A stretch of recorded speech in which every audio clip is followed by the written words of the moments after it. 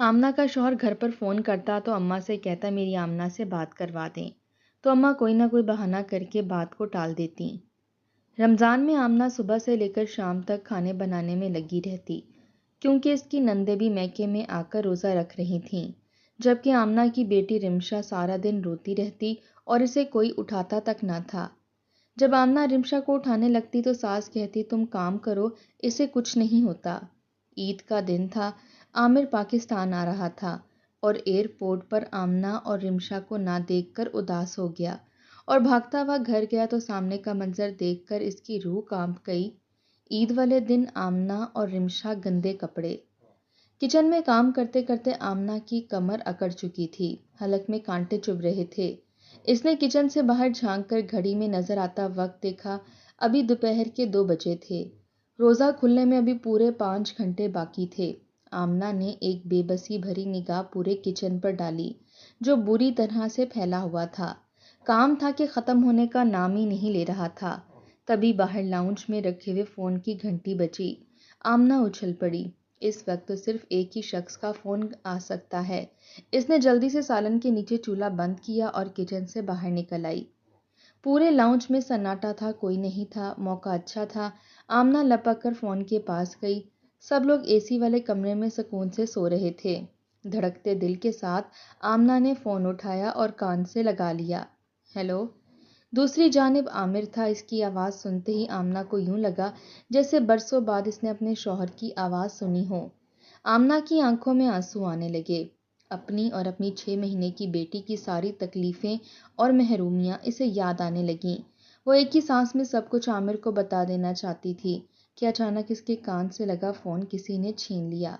आमना घबराकर पलटी तो इसकी सास दौलत बेगम पीछे खड़ी खा जाने वाली निगाहों से इसे घूर रही थी। हाँ आमिर बेटा, कैसे हो तुम? वो फ़ोन कान से लगाए मीठे लहजे में आमिर से बात कर रही थीं। अचानक की दौलत बेगम ने एक हाथ से आमना का हाथ पकड़ा और इस जोर से मरोड़ा कि इसके लबों से सिसकी सी निकली। वो आंखों से इसे किचन में जाने का इशारा कर रही थी, लेकिन आमना खड़ी थी। आमिर को पाकिस्तान से गए 1 साल होने को आया था और दौलत बेगम ने आमना पर आमिर से बात करने पर मुकम्मल पाबंदी लगा दी थी। पाबंदी क्यों ना लगाती? अगर आमना आमिर से बात करती तो जो कुछ इसके साथ यहाँ हो रहा था वो सब कुछ इसे बता देती। नतीजतन इन सब के ऐश और आराम ख़त्म हो जाते। तुम यहाँ क्या कर रही हो? जाकर किचन में खाना बनाओ। सालन जलने की बू आ रही है। फरमाइशों की लिस्ट लेकर हाजिर हो गई हो। मेरे मासूम भाई को पहले तो परदेस भेज दिया और अब इसके कान भरने के लिए तैयार हो। फातिमा की आवाज़ आई और साथ ही इसने धक्के से आमना को पीछे किया। आमना की आंखों में आंसू आने लगे। सभी लोग फ़ोन के आसपास जमा होना शुरू हो गए थे और ये तो रोज़ का मामूल था। जब भी आमिर फ़ोन करता सभी लोग इसी तरह जमा हो जाया करते और अपनी अपनी फरमाइशों की लिस्टें इसके सामने रखते। वो भी इतना शाखज और सबसे मोहब्बत करने वाला था कि एक एक की फरमाइश पूरी करता। अचानक ही आमना चौंकी। दूसरी जानिब मौजूद आमिर ने शायद अम्मा से ये कहा था कि आमना से इसकी बात करवा दें। अरे आमना को कहाँ फुर्सत है कि तुमसे बात करे। छोटी सी तो बच्ची है, दिन रात इसके बहाने कमरे में घुस कर सोई रहती है। अभी भी रोज़े की वजह से बच्ची को लेकर सो रही है। मैंने भी उठाना मुनासिब नहीं समझा। मैं किचन में अफ्तारी के लिए खाना बना रही थी, तुम्हारे फ़ोन की आवाज़ आई तो मैं बाहर निकल आई। ये लो, अपनी बहन रेशम से बात करो, इसे मेकअप का कोई सामान मंगवाना है। दौलत बेगम ने आराम से फ़ोन अपनी छोटी बेटी के हाथ में थमा दिया, जिसने फ़ोन कान से लगाते ही इम्पोर्टेड मेकअप की एक तवील लिस्ट बताई। फ़ोन बंद हो चुका था। सब लोग मजाक उड़ाती निगाहों से आमना को देखते हुए अब दोबारा एसी वाले कमरे में जा रहे थे। हट भी जाओ यहाँ से अब। आमिर भाई अब दोबारा फ़ोन नहीं करेंगे। ज़्यादा उम्मीद लगाने की ज़रूरत नहीं है। रेशम मुस्कुराते हुए इसके पास से गुजरी और साथ ही इसने अपने पाँव से आमना के पाँव को इस जोर से मसला कि इसकी एक सिसकी सी निकल आई। लाउंज खाली हो चुका था। वो वहाँ तन्हा खड़ी थी।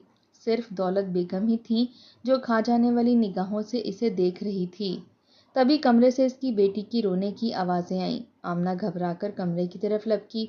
वो रिमशा को आते वक्त बेड पर सुलाकर आई थी। इसे लगा कहीं वो बेड से गिर ना जाए, लेकिन इससे पहले कि वो कमरे के दरवाजे तक पहुंचती, दौलत बेगम ने अचानक ही इसका बाजू दबोचा। इतने छोटे बच्चे हर वक्त रोते रहते हैं। اگر اس کے ساتھ لگی رہی تو گھر کے کام کاج کون کرے گا؟ افطاری میں وقت ہی کتنا رہ گیا ہے، جا کر کھانا بناؤ، وہ خود ہی رو کر چپ ہو جائے گی، دولت بیگم نے سختی سے کہا تو آمنہ گھبرا گئی۔ نہیں اماں، وہ صرف 6 مہینے کی ہے، خود ہی کیسے چپ ہوگی، اسے دودھ چاہیے ہوگا، اس نے کہا تو دولت بیگم نے سختی سے ایک دفعہ پھر اسے جھڑک دیا۔ کہا نا، اتنے بچے ہر وقت روتے رہتے ہیں، ابھی تو دودھ پلایا تھا اسے، ابھی ایک دفعہ پھر فیڈر بنا کر دو گی، پتہ بھی ہے کہ دودھ کتنا مہنگا آتا ہے، پردیس میں بیٹھا عامر صرف تمہاری بیٹی کے دودھ کے لیے پیسے نہیں بھیجتا، 100 کام اور ہیں جو مجھے کرنے ہیں، اب جا کر کھانا بناؤ، دوبارہ مجھے کچن سے نکلتی ہوئی نظر مت آنا۔ دولت بیگم نے غرا کر کہا تو آمنہ کی آنکھوں میں بے بسی سے آنسو امڑ آئے، لیکن وہ ساس کی خلاف ورزی نہیں کر سکتی تھی۔ کافی دیر تک رونے کے بعد رمشا خود ہی چپ کر گئی، شاید وہ سو گئی تھی یا کسی چیز سے کھیلنے میں مگن ہو گئی تھی۔ آمنہ تیزی سے ہاتھ چلانے لگی کہ جلدی کام ختم کر کے کچن سے باہر نکل آئے۔ یہ روز کا معمول تھا۔ جب سے رمضان شروع ہوئے تھے، سسرال کے کاموں سے بچنے کے لیے اس کی دونوں نندیں اپنے بچوں سمیت ماں کے گھر آ گئی تھیں۔ یہاں وہ ہل کر پانی کا گلاس تک نہ پیتیں۔ روزے تو وہ رکھتی تھیں، لیکن روزے رکھ کر گویا آمنہ کی ذات پر احسان کرتیں۔ تمام دن آمنہ کو دوڑائے ہی رکھتیں۔ سحری میں انہیں اپنا من پسند کھانا چاہیے ہوتا، 4 گھنٹے پہلے اٹھ کر آمنہ بیچاری کو ان کے لیے سحری تیار کرنی پڑتی۔ روزہ رکھ کر خود تو وہ سو جاتی، لیکن صبح ان کے میاں دفتر جاتے تو ان کے کپڑے استری کر کے دینا بھی آمنہ کی ذمہ داری تھی۔ بچے اسکول جاتے تو ان کا اسکول بیگ تیار کرنا، ان کا لنچ بنا کر دینا، سب کچھ آمنہ کے سر پر تھا۔ ایسے میں اگر اس سے معمولی سی بھی کوئی غلطی ہو جاتی تو دونوں نندیں اور ساس ہاتھ دھو کر آمنہ کے پیچھے پڑ جاتی۔ تھک ہار کر افطاری سے 5 منٹ پہلے آمنہ کمرے میں آئی تو سامنے کا منظر دیکھ کر اس کی جان نکل گئی۔ ننھی رمشا بیڈ سے شاید نیچے گر گئی تھی اور وہیں روتے روتے سو گئی تھی۔ آنسو کے نشانات اس کے چہرے پر جمے تھے۔ فاطمہ کے دل کو جیسے کسی نے مٹھی میں لے لیا ہو۔ اسے گود میں اٹھاتے ہوئے وہ پھوٹ پھوٹ کر رونے لگی۔ ماں کی گود پاتے ہی رمشا دوبارہ سے جاگ گئی تھی۔ وہ بھوکی تھی۔ آمنہ جلدی جلدی اس کے لیے فیڈر بنانے لگی۔ تبھی باہر سے سائرن بجنے کی آواز آئی۔ روزہ افطار ہو چکا تھا۔ باہر سے سب لوگوں کی باتیں کرنے اور کھانے پینے کی آوازیں سنائی دے رہی تھیں۔ کسی نے آمنہ کو بلانے کی کوشش نہیں کی تھی۔ آمنہ بچی کا فیڈر تیار کر کے اسے پلاتے ہوئے باہر نکلی تو میز پر رکھا ہوا آدھے سے زیادہ سامان کھایا جا چکا تھا۔ پورا دن ان سب کے لیے کھانا بنانے کے بعد کسی نے اسے کھجور دینے کی بھی توفیق نہ کی تھی۔ آمنہ نے خود ہی آگے بڑھ کر ایک پکوڑا اٹھایا اور منہ میں ڈالا۔ اس کی ساس نے کرسی سے اٹھتے ہوئے کہا، جلدی سے 1 کپ چائے بنا لے آمنہ، اس کے بعد جا کر نماز پڑھنا، میرے سر میں شدید درد ہو رہا ہے۔ ساس نے تو آرڈر دے دیا، مگر آمنہ ترسی ہوئی نگاہوں سے کھانے پینے کی تمام چیزوں کو دیکھتے ہوئے واپس کچن میں چلی گئی۔ رمشا کو اس نے ابھی تک گود میں ہی اٹھا رکھا تھا۔ چائے بناتے بناتے کئی دفعہ برتن اس کے ہاتھ سے الٹتے الٹتے بچا۔ ساس کو چائے بنا کر دینے کے بعد وہ خاموشی سے اپنے کمرے میں چلی آئی۔ اس کا دل ہی مردہ ہو چکا تھا۔ اسے پتا تھا تھوڑی دیر کے بعد کچن میں گندے برتنوں کا ایک ڈھیر لگ جائے گا جسے اس نے دھونا ہی ہے۔ شکر تھا کہ وہ کھانا بنا چکی تھی۔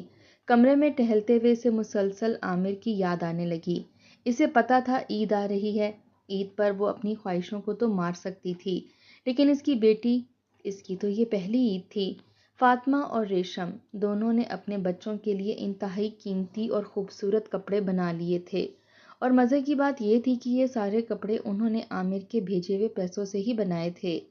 صرف ایک آمنہ ہی تھی جسے عامر کے بھیجے پیسوں میں سے 1 روپیہ بھی استعمال کرنے کی اجازت نہیں تھی۔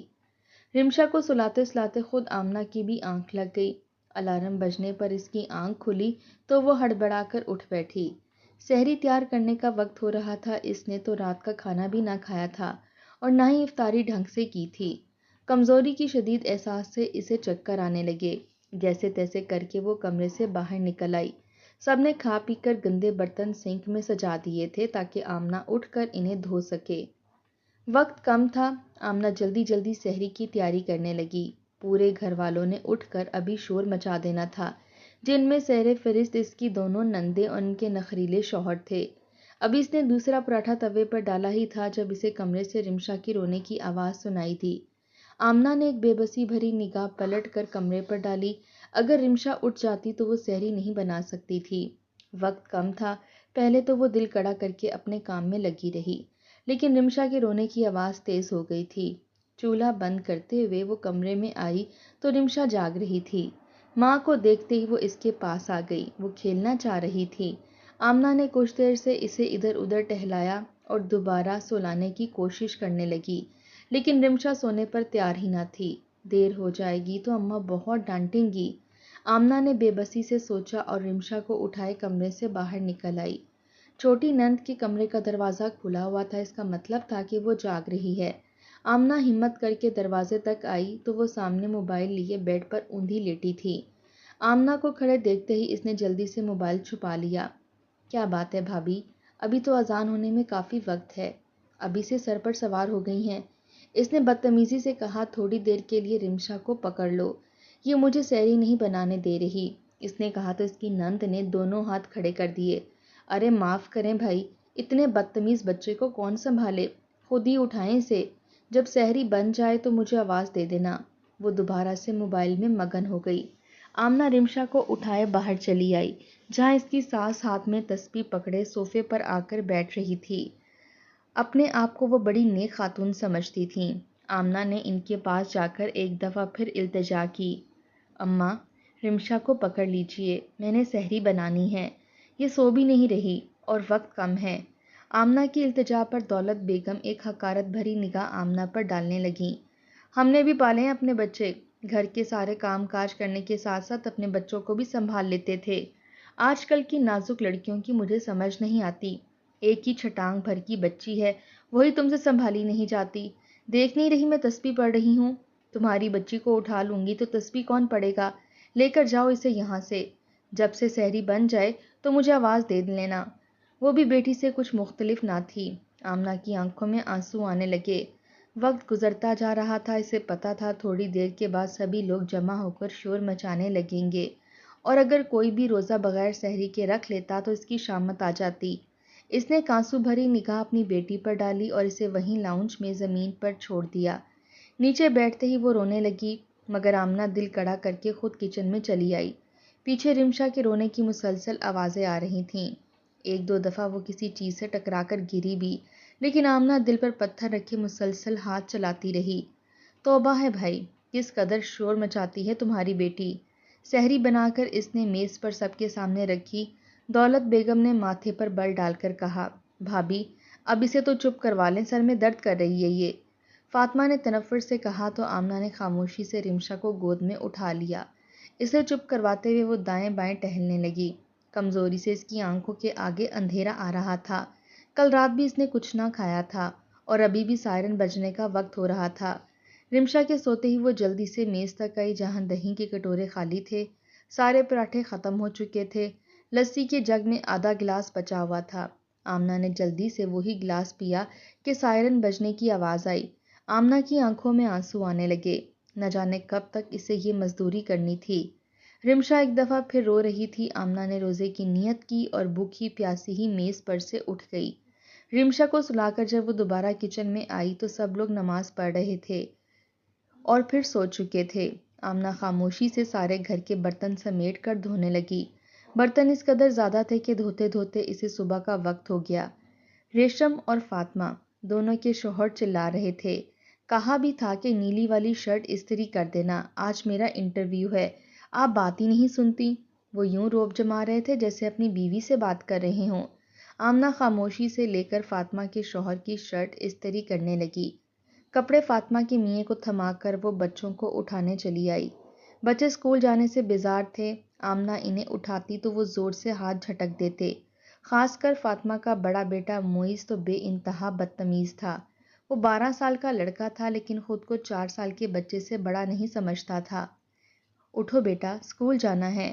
آمنہ نے چوتھی بار اس کا کندھا ہلایا تو آمنہ کی ذات پر احسان کرتے ہوئے اٹھ کھڑا ہوا۔ آمنہ نے جیسے تیسے کر کے اسے ناشتہ کرایا، لیکن جب بیگ اسے پہنانے کی باری آئی تو آمنہ بیگ دیکھ کر حیران رہ گئی۔ ساری کتابیں کہاں چلی گئیں؟ آمنہ نے کہا۔ آمنہ نے نظر گھما کر دیکھا جہاں فاطمہ سو رہی تھی وہاں آس پاس وہیں اس کی کتابیں بکھری ہوئی تھیں۔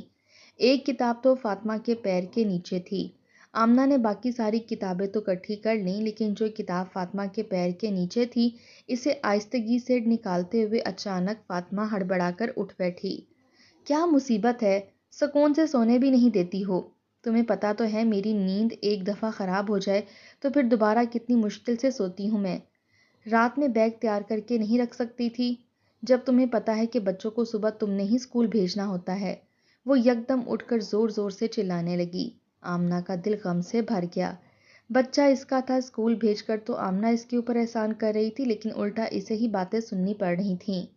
فاطمہ تو غصہ کر کے پلٹ کر سو گئی۔ آمنہ نے اتنی بے عزتی کے بعد بھی معیز کے بستے میں کتابیں بھریں اور اسے لے جا کر وین میں بٹھا دیا۔ باقی سارے بچے بھی تیار ہو چکے تھے۔ آمنہ نے سب کو وین میں بٹھا کر اسکول بھجوایا۔ اب تک اس کے حلق میں کانٹے چبھنے لگے تھے۔ صبح صبح ہی پیاس کا احساس حاوی ہو رہا تھا۔ ابھی پورے گھر کی صفائی کرنی تھی اور اس کے بعد کھانا بھی بنانا تھا۔ آمنہ کی آنکھوں میں آنسو آنے لگے۔ اس نے امید بھری نگاہوں سے ٹیلی فون کی جانب دیکھا کہ شاید آج عامر کا فون آ جائے اور اس سے بات کرنے کی مہلت مل جائے، لیکن ساس اور نندوں کی موجودگی میں ایسا ہونا ممکن ہی نہیں تھا، اور یہ بات وہ بھی جانتی تھی۔ 2 روز بعد معیز کی روزہ کشائی تھی۔ پورے خاندان کو دعوت پر بلایا گیا تھا۔ صبح صبح ہی دولت بیگم نے ایک لمبی لسٹ اس کے ہاتھ میں تھما دی کہ کیا کیا کچھ پکنا ہے۔ لسٹ دیکھ کر تو آمنہ کی جان ہی نکل گئی، مگر وہ دل پر پتھر رکھ کر کچن کی جانب مڑ گئی۔ حقیقت تو یہ تھی کہ روزہ کشائی کی تقریب میں رمشا کو پہنانے کے لیے اس کے پاس ایک ڈھنگ کا جوڑا تک نہ تھا۔ عامر کا فون آیا ہوا تھا، سب لوگ فون کے آس پاس جمع تھے۔ آمنہ واش روم میں رکھی بالٹی اٹھانے کے لیے گئی تو اسے ایک زوردار جھٹکا لگا۔ معیز باتھ روم میں چھپ کر جلدی جلدی پلیٹ میں رکھا برگر کھا رہا تھا۔ اس نے ہاتھ میں کولڈ ڈرنک کا ایک گلاس بھر رکھا تھا۔ تمہارا تو روزہ ہے، روزے میں کھانا نہیں کھاتے؟ آمنہ کے لبوں سے نکلا تو معیز گھبرا گیا اور جلدی سے باتھ روم سے نکل کر باہر کی جانب دوڑا۔ آمنہ بھی اس کے پیچھے پیچھے باہر آئی۔ باہر لاؤنج میں تو سب عامر سے باتیں کر رہے تھے۔ فاطمہ جو معیز کی ماں تھی، عامر سے فرمائشیں کر رہی تھی کہ اس کے بیٹے کی روزہ کشائی کے نام کے طور پر اسے 50,000 روپے بھیجے۔ عامر دوسری جانب ہنس دیا، اور شاید اس نے پیسے دینے کا وعدہ بھی کر لیا تھا۔ کس چیز کے پیسے اماں؟ معیز نے تو روزہ توڑ دیا ہے، یہ باتھ روم میں چھپ کر کھانا کھا رہا تھا، میں نے خود دیکھا، آمنہ نے اونچی آواز میں کہا۔ اسے معیز کی روزہ توڑنے کا شدید رنج تھا۔ وہ 12 سال کا لڑکا تھا، چھوٹا تو نہ تھا۔ سبھی اچانک مڑ کر اس کی جانب دیکھنے لگے۔ سب سے زیادہ غصہ فاطمہ کو آیا۔ میرے بیٹے پر زیادہ الزام لگانے کی ضرورت نہیں ہے، چھوٹا بچہ ہے، بھول کر کھا لیا ہوگا، اس طرح سے روزہ نہیں ٹوٹتا۔ تم جاؤ کچن میں کھانا بناؤ، تمہیں کس نے کہا ہے کہ ہمارے معاملات میں بولو؟ اس نے سختی سے آمنہ کو جھڑکا تو آمنہ ہکا بکا رہ گئی۔ سب دوبارہ عامر سے باتیں کرنے میں مشغول ہو گئے تھے۔ کسی نے آمنہ کی بات کا نوٹس ہی نہ لیا۔ معیز منہ چڑھانے والے انداز میں آمنہ کو دیکھ رہا تھا۔ آنکھوں میں آنسو لیے وہ واپس کچن میں چلی آئی۔ عید جوں جوں نزدیک آ رہی تھی، اس کے دل پر رکھا بوجھ بڑھتا ہی جا رہا تھا۔ اس نے اپنے کانوں سے سنا تھا فاطمہ نے عامر سے خصوصی طور پر عید کے لیے پیسے منگوائے تھے۔ بھائی ہم برانڈ کا جوڑا لینا چاہتی ہیں اور وہ جوڑے سستے نہیں آتے، اس لیے ہمیں تو ہماری مرضی کے پیسے بھیجے جائیں۔ دونوں نے ہی اتراتے ہوئے کہا تھا اور عامر نے انہیں ان کی مرضی کے مطابق پیسے بھیج دیے۔ آمنہ گہری سانس لے کر رہ گئی۔ اس نے دولت بیگم سے کہا بھی تھا کہ اس کے نہ صحیح کم از کم رمشا کے ہی کپڑے بنا کر دیے جائیں۔ الماری بھر رکھی ہے تم نے نئے کپڑوں سے، وہ کہاں پہن کر جاؤ گی؟ اور ویسے بھی تمہارا میاں یہاں پر نہیں ہے، شرم نہیں آتی سج سنور کر نندوئیوں کے سامنے پھرو گی؟ کوئی حیا ہی نہیں رہے گی تمہارے اندر، کوئی ضرورت نہیں کپڑے بنوانے کی، دولت بیگم نے نفرت سے کہہ کر اس کی بات جھٹک دی۔ آمنہ کی آنکھوں میں آنسو آ گئے۔ حقیقت تو یہ تھی وہ ان سب کے لیے صرف ایک نوکرانی کا درجہ رکھتی تھی اور عامر پیسے بھیجنے کی مشین۔ وہ کئی دفعہ آمنہ سے بات کرنے کی کوشش کر چکا تھا، لیکن دولت بیگم ہر دفعہ خوبصورتی سے ٹال جاتی۔ لیکن شاید قسمت کو آمنہ پر رحم آنے ہی والا تھا۔ چاند رات پر پورے گھر کی رونق عروج پر تھی۔ فاطمہ اور ریشم اپنے اپنے شوہروں کے ساتھ مہندی لگوانے کے لیے جانے کے لیے تیار تھیں۔ چھوٹی نند بھی ان کے ساتھ تیار ہو گئی۔ بے اختیار ہی آمنہ کا دل مچل اٹھا۔ اماں میں بھی مہندی لگوانے چلی جاؤں؟ اس نے ساس سے پوچھا تو انہوں نے کھا جانے والی نگاہوں سے آمنہ کو دیکھا تو مہندی لگوانے جائے گی تو پیچھے گھر کے کام کون کرے گا؟ سارے برتن دھونے والے پڑے ہیں اور صبح عید کے لیے سوئیاں بنا کر رکھنی ہیں، چل کام کر۔ جب عامر آئے تو لگوا لینا مہندی، انہوں نے اطمینان سے کہا۔ آمنہ خاموشی سے کچن میں جا کر کام کرنے لگی۔ دل پر رکھا بوجھ بڑھتا ہی جا رہا تھا۔ سارے کام ختم کر کے وہ کمرے میں آ کر لیٹ گئی۔ آج اسے عامر بے حد یاد آ رہا تھا۔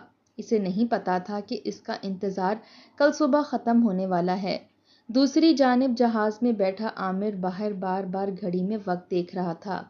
وہ گھر والوں کو بتائے بغیر پاکستان جا رہا تھا۔ وہ ان سب کو سرپرائز دینا چاہتا تھا۔ سب گھر والے کتنا خوش ہوں گے جب میں عین عید کے روز وہاں پہنچوں گا۔ باری باری سب کا تصور کرتے ہوئے اس کے ذہن میں آمنہ اور اپنی بیٹی رمشا چلی آئی۔ رمشا کی تو اس نے صرف تصویریں ہی دیکھ رکھی تھیں۔ وہ بھی فاطمہ کا جب جی چاہتا تو اپنے موبائل پر تصویر کھینچ کر بھیج دیتی۔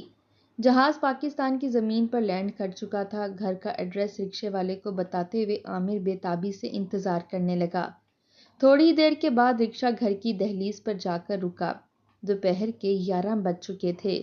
سب لوگ نماز پڑھ کر آ چکے ہوں گے۔ آمنہ بھی تیار ہوگی اور میری بیٹی بھی۔ عامر کا دل زور زور سے دھڑک اٹھا۔ دروازہ کھلا تھا۔ وہ کھلے دروازے سے اندر داخل ہوا اور تبھی ایک کرخت آواز اس کے کانوں میں پڑی۔ کرمو جلی، اگر دوپہر کا کھانا بنا دیا ہے تو باہر نکل کر فرش ہی دھو دے۔ تیرے باپ نے آ کر کام کرنے ہیں کیا؟ صبح سے بچی کو گود میں اٹھائے پھر رہی ہے۔ کہا تو ہے کہ نیچے چھوڑ دے اسے، نہیں مرتی۔ اور یہ سرخی کس خوشی میں لگا رکھی ہے؟ صاف کر یہ لپسٹک۔ یہاں تیرا خصم نہیں ہے جس کے انتظار میں تو مری جا رہی ہے۔ یہ اس کی ماں کی آواز تھی۔ آواز کے تعاقب میں عامر نے حیرت سے دیکھا تو دولت بیگم چلاتے ہوئے یہ بات آمنہ سے کہہ رہی تھیں، مگر آمنہ کو دیکھتے ہی اسے ایک زوردار جھٹکا لگا۔ اس کے کپڑے انتہائی میلے کچیلے اور پرانے تھے۔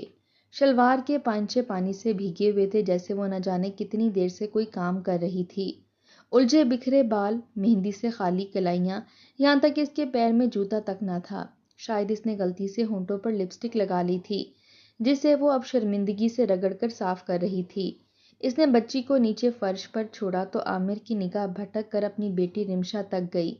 سخت گرمی کے موسم میں بھی موٹے سے کپڑے کی بنی ہوئی فراک، جس کا پاجامہ پھٹا ہوا تھا، فراک بھی چھوٹی تھی، یوں جیسے نہ جانے کتنی پرانی ہو۔ اسے کھینچ کھینچ کر بچی کو زبردستی پہنائی گئی ہو۔ دائیں گال پر نیل کا نشان، زمین پر بیٹھتے ہی وہ پھوٹ پھوٹ کر رونے لگی۔ عامر کے دل کو کسی نے مٹھی میں لے لیا۔ ارے بھابھی، وہ سب کچھ بنا لیا نا جو میں نے آپ کو بتایا تھا؟ میری دوستوں نے آ جانا ہے، شام کا کھانا ہم لوگ باہر کھائیں گے، آپ اپنا بندوبست کر لینا۔ فاطمہ اندر سے بولتی ہوئی باہر نکلی تھی۔ مہنگے برانڈ کا ڈریس، ٹائی کیے ہوئے بال، قیمتی جوتا، یہی حال ریشم کا بھی تھا۔ سارے بچے لاؤنج میں آ کر کھیلنے لگے۔ آمنہ خاموشی سے صحن میں وائپر لگا رہی تھی۔ کسی نے اب تک دروازے میں کھڑے عامر پر توجہ نہ کی تھی۔ عامر تو گنگ کھڑا تھا۔ گھر میں موجود ہر شخص چمک رہا تھا۔ سب نے مہنگے اور قیمتی جوڑے پہن رکھے تھے۔ صرف اس کی بیوی اور بیٹی کا حال یہ تھا کہ جیسے گھر میں کام کرنے والی کوئی ملازمہ ہو۔ ارے فاطمہ، تیرا جوڑا تو بڑا پیارا ہے، کہاں سے لیا؟ دولت بیگم نے بیٹی کا سوٹ دیکھ کر کہا تھا۔ وہ زور سے ہنس پڑی۔ ارے اماں، یہ وہی برانڈ کا جوڑا ہے جس کے پیسے میں نے عامر بھائی سے منگوائے تھے۔ جھوٹ بول کر کے ان پیسوں سے آمنہ بھابھی کو شاپنگ کروانی ہے۔ آمنہ کم عقل کو تو پتہ بھی نہیں اس کے نام پر ہم کتنے پیسے بٹور رہی ہیں۔ اس نے زور سے کہکا لگایا تو ریشم بھی ہنس پڑی۔ اسے عامر بھائی اس حلیے میں دیکھ لیں تو ایک لمحے میں اسے طلاق دے دیں۔ عامر کی آنکھیں پھٹی کی پھٹی رہ گئیں۔ آمنہ ان ساری باتوں سے بے نیاز کام میں مصروف تھی۔ ایک لمحے میں ہی عامر کو سمجھ آ گیا کہ یہ سب باتیں اس کے لیے عام بن چکی ہیں۔ رمشا رو رہی تھی، کوئی اسے نہیں اٹھا رہا تھا۔ آس پاس کھیلتے بچے میں سے کسی کا پیر اس کے اوپر پڑا تو وہ زمین پر گر پڑی۔ ہائے ہائے، سر میں درد کر دیا ہے اس منحوس کی اولاد نے تو۔ دولت بیگم کی آواز آئی اور عامر کے صبر کا پیمانہ لبریز ہو گیا۔ وہ لپک کر آگے بڑھا اور اس نے ان سب کے درمیان میں گری اپنی بچی کو اٹھا لیا۔ یہ سب کچھ اتنا اچانک ہوا کہ سبھی پھٹی پھٹی نگاہوں سے یہ منظر دیکھنے لگے۔ ارے عامر، تم کب آئے؟ بے یقینی سے سنبھلنے کے بعد انہوں نے حیرت سے پوچھا، مگر عامر کی نگاہوں میں اب سب کے لیے نفرت تھی۔ میری بیوی اور بیٹی کی شاپنگ کے نام پر جو پیسے آپ لوگوں نے منگوائے، اس سے آپ لوگ اپنی خریداری کرتے رہے، جبکہ ہر ہفتے آپ مجھے کہتی تھیں کہ آمنہ نے کپڑے خریدنے ہیں، آمنہ نے شاپنگ پر جانا ہے اور آمنہ نے دوائی لینی ہے۔ جبکہ میں دیکھ رہا ہوں کہ میری بیوی اور بیٹی کا کیا حال ہے۔ شرم آنی چاہیے آپ لوگوں کو، عامر نے کہا۔ کسی سے کوئی جواب نہ بن پا رہا تھا۔ کئی ہیلے بہانے کرنے کی کوشش کی گئی، مگر جو کچھ عامر دیکھ چکا تھا اسے جھٹلانا ناممکن تھا۔ آمنہ آنکھوں میں آنسو بھرے اپنے شوہر کو دیکھ رہی تھی۔ چلو آمنہ، عامر نے اس کا ہاتھ پکڑا اور اسے لے کر گھر سے نکلتا چلا گیا۔ دولت بیگم اور اس کی بیٹیاں عامر کو پکارتی رہ گئیں، مگر انہیں پتہ چل گیا تھا کہ عامر کے ساتھ ساتھ دولت بھی ان کے ہاتھ سے نکل گئی ہے۔ عامر آمنہ کو لے کر اپنے ایک دوست کے گھر جا پہنچا۔ دوست کی بیوی کپڑوں کا کاروبار کرتی تھی، وہیں سے اس نے بہترین کپڑے خرید کر آمنہ اور اپنی بیٹی کو دیے۔ آمنہ خوش تھی کہ نہ صرف اس کا شوہر واپس آ گیا ہے بلکہ اسے اپنے گھر والوں کی اصلیت بھی پتہ چل گئی ہے۔ اس کی عید تو اب ہوئی تھی۔